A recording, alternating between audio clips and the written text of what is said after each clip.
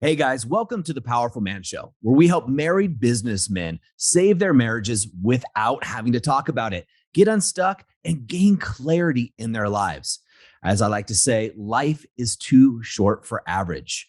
I'm your host, Doug Holt, with my co host, Tim, the Powerful Man Matthews. Now let's get this started.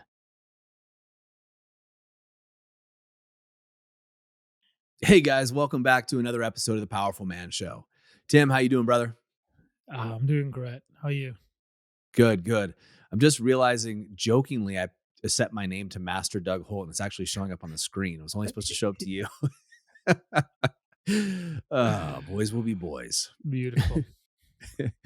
So, Tim, one of the things that came up within our private community was a gentleman is struggling in the area of finances. Now, when I say struggling in the area of finances, I'm really going to dumb this down. It's really getting he and his wife on the same page. And so, what I want to do is make this a very short episode where we're talking about some basics of how to manage finances within a relationship. Let's do it. All right. So, first and foremost, this was one of the biggest fights my wife and I would get into.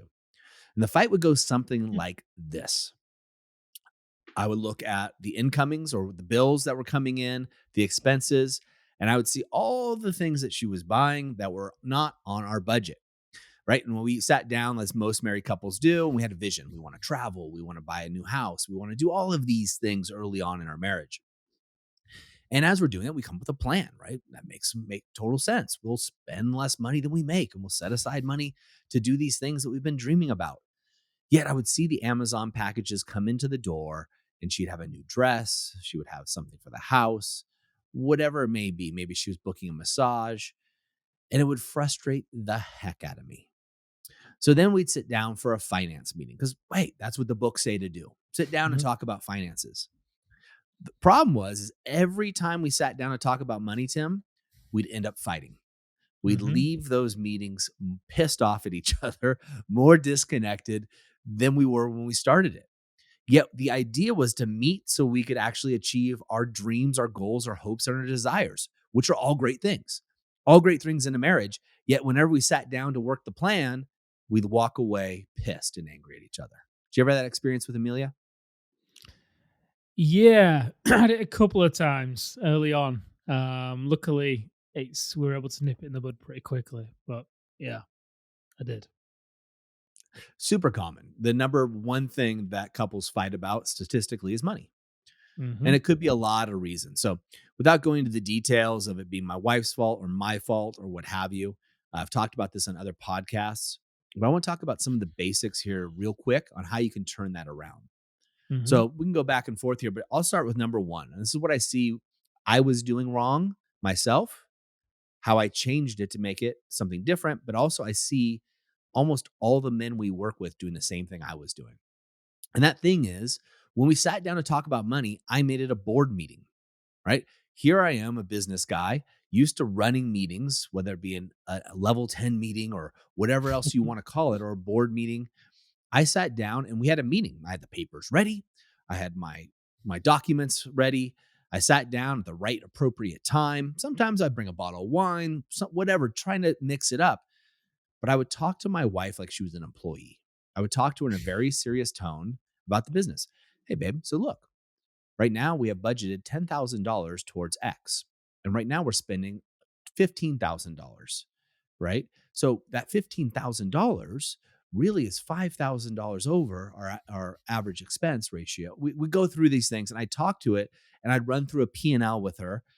My wife had no friggin' interest in a P&L, right? She had no idea to look at our money that way. To her, money was energy and she spent it as she needed and et cetera, et cetera. She cared about the budget. She cared about the goals and vision, but she didn't care to be talked down to or talked to like it was a business transaction. Number one mistake I made was not making it fun. I made it a business meeting, not a fun thing to get down and talk to and making it something that was light. I made it rigid.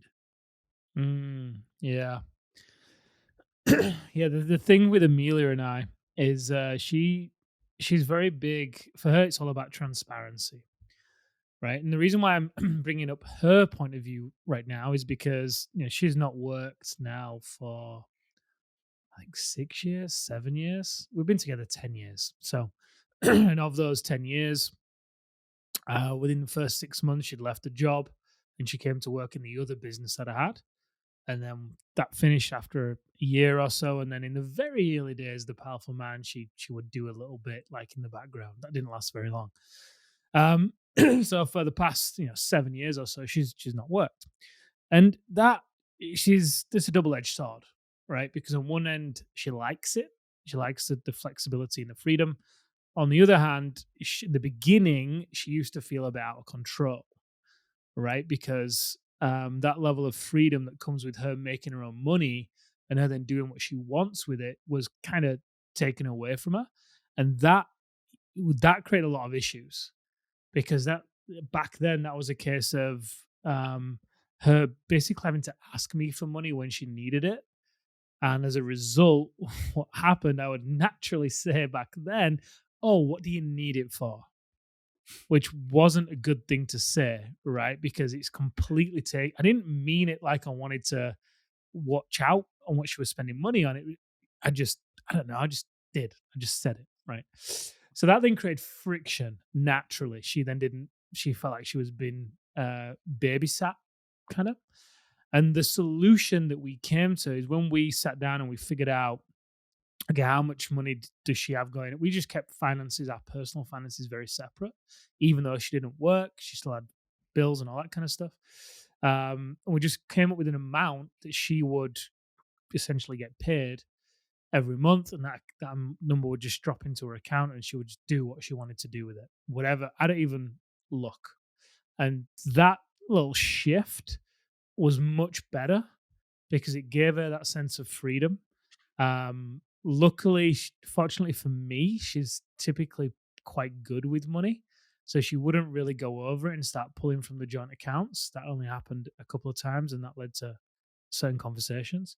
But that shift from me saying, okay, her asking me for money essentially, which would then frustrate me as well, to then just us agreeing on what amount she would need and just dropping that in her account every month and her just free to do what she wants with it. That made a big difference for her and I. I love that. So step one, guys, right? So this is for all of you guys, whether you're financially savvy or not. One is have these meetings with your partner, but make them finance dates, not finance meetings. Right? You're probably very good at having board meetings, employee meetings, staff meetings. Your wife doesn't work for you. That's not what this is. And if you're like me and you treat her that way, she's not going to like it. You're going to end up Yep. getting in fights and arguments and disconnect and not know why because everything you're presenting, the pie graphs or whatever else it is so logical. And you're running it like you'd run your business, right? This is the logical steps and this is what we're going to do. And nobody deviate from the plan. Don't do that. Make it a finance date, make it fun. Be the CFO, right? But in this time, we're going to talk about it being the chief fun officer, not the chief financial officer. So be the CFO in these days. So that is step one to getting things back on track. Because if it's not fun, why would she want to go to it anyway? Right? You're not going to go to a meeting that's not fun if it's outside of your business.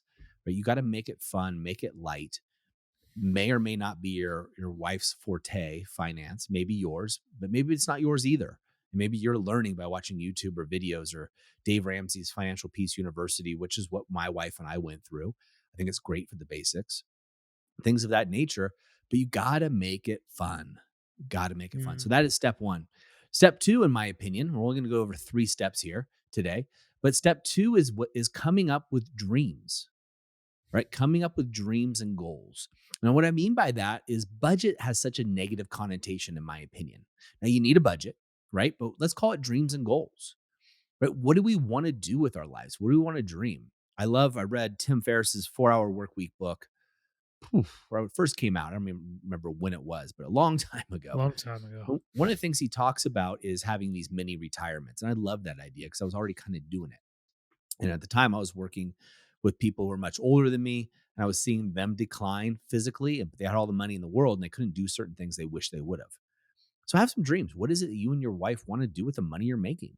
What is it you really want to do? So often, when your marriage isn't working well, you end up thinking, okay, well, I'll make her happy by buying a new ring, taking her on the vacation, buying the new lake house, whatever it may be.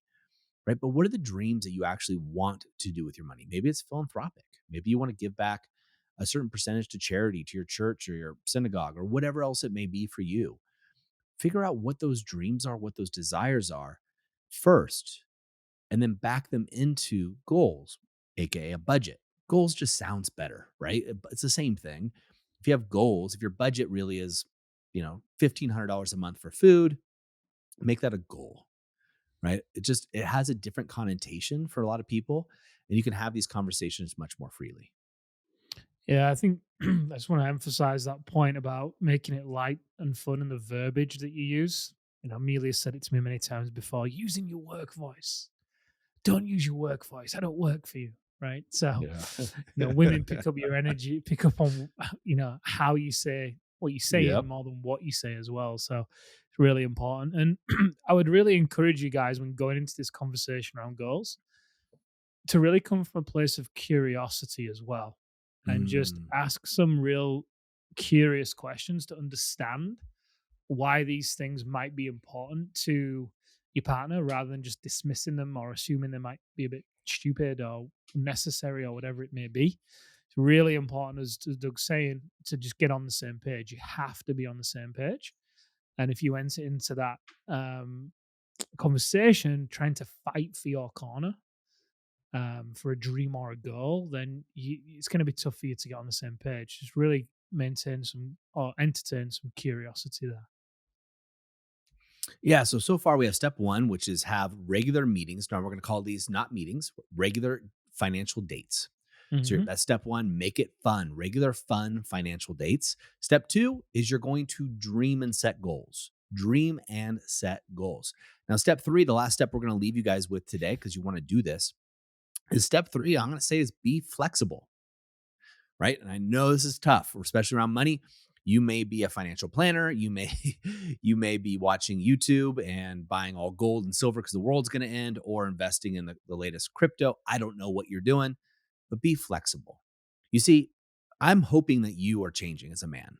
I hope you change every day. In fact, I hope that I become at least 1% better each and every day of my life. Doesn't always happen, but that's always my goal. Now, if that is happening, then I am changing. And guess what? Your wife is too. She's evolving. So be flexible. And so if you say, hey, we're going to set aside $100,000 for a lakeshore property, I don't know, making it up as I go, and be okay that along the way that your wife may not want that lakeshore property anymore. Her goals may change. Maybe something else is occurring for her. Maybe she wants to travel the world with you. Maybe she wants to get into a coaching program so she can better your marriage. I don't know, right? What it is, but things could change. Now, what I know for us men, or at least for me, I'll talk about myself, is I can say something like, here is my goal, put my head down and work towards it, and then pick it up when we're done with it. What I've realized along the way, and this goes with staff and anybody else, but especially feminine energy, is along that way of working towards a goal, I have to pick up my head and check in with the people I'm working on with to make sure that we're still in agreement. We're still in agreement that this is what we want to do. So with my wife, I bring it up often during these financial dates, but other times of like, hey, we still looking at buying the house on the East Coast. Is that still something on your radar? And I'll get it. Sometimes it's more important, sometimes it's less, but as long as that's still on the radar, great. We're still working towards it. Absolutely great. Let's move forward. But if I don't pick up my head and I'm working towards this goal, what I found out many times is by the time I get to the end of the goal or towards the end, I find out, yeah, it's changed for my wife. And by that time, I'm so rigid because I've been working so hard on it that I get pissed off rather than just being flexible and realizing, hey, I'm changing and my wife's changing. So I'm going to be flexible and open to changes in the plan. Key. It's a key, right? There's a nice balance between providing the structure and direction and being decisive, whilst also being open to possibilities as well, right? Especially around finances. I'm going to give a bonus fourth point here as well, because I think some of the underpinning to all this stuff is for you to explore your own relationship with money.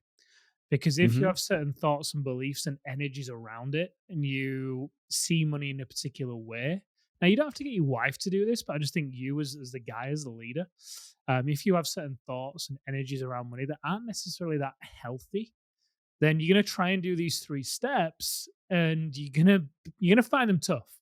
You're going to be relying on willpower, right? Because you're going to get immensely triggered. Like the idea of being flexible when things change. If you hold on to money, for example, and if you view money as something that's scarce or hard to come by or whatever it may be, right? You confuse your net worth with your self worth. There's all sorts of stuff that go into this, and it's going to make these 3 steps increasingly hard. So if I were you, I would, and this resonates, these 3 steps resonate. I would also just explore your own relationship with money as well. And maybe it's healthy, and maybe just struggling with understanding how to have the conversation with your wife. No problem. Great. Good for you. Or maybe it needs a little bit of work. And it's going to help you to have this conversation with your wife. But I'd really just encourage you to just explore that. Absolutely great point. And gentlemen, there's a lot of programs out there. We have a couple master classes that we do for the men that are in our 1-year masterminds, as well as producing more that are coming out. But we want to give you guys some of the basics because money can be such a tricky subject to navigate within a relationship. So take these 4 steps, start there. Think of this as the foundation of building your house. And yes, there's a lot more you can be done here, and there's a lot of different ways of doing it. But these 4 things are basic foundational items that can provide a stability to any relationship when talking about finance or frankly, any other subject. So gentlemen, as we always say in the moment of insight, take massive action. And we'll see you next time on the Powerful Man Show. All right, guys, that's a wrap for this episode. But as I always say, in the moment of insight, take massive action. You see, there are 2 types of men that listen to a podcast like this. Those that go on from one podcast or show to another, just hoping things are going to change and realizing that they're going to be in the same place month after month, year after year. You see, I was this guy, so I completely get it. You may just not be ready. But there's also a second man that listens to a show just like this. And this is a guy who takes massive action so they can shorten the learning curve, compress time, and get results to be the wolf. See, wolf is an acronym for wise, open, loving, and fierce. Now, ask yourself, which one am I? And just be honest with yourself there. And there's no judgment on my end, but if you're ready to move from deactivated deer mode, which is defend, excuse, explain, react, to activated wolf, wise, open, loving, and fierce, then go over to thepowerfulman.com/grow and go there now. In fact, I'll make it super easy for you. I will even put the link right in the description here so you can just click it and go over there now to learn more. Guys, in the moment of insight, take massive action. Go from deactivated to activated because like I said, life is too short for average. And I'll see you on the next episode.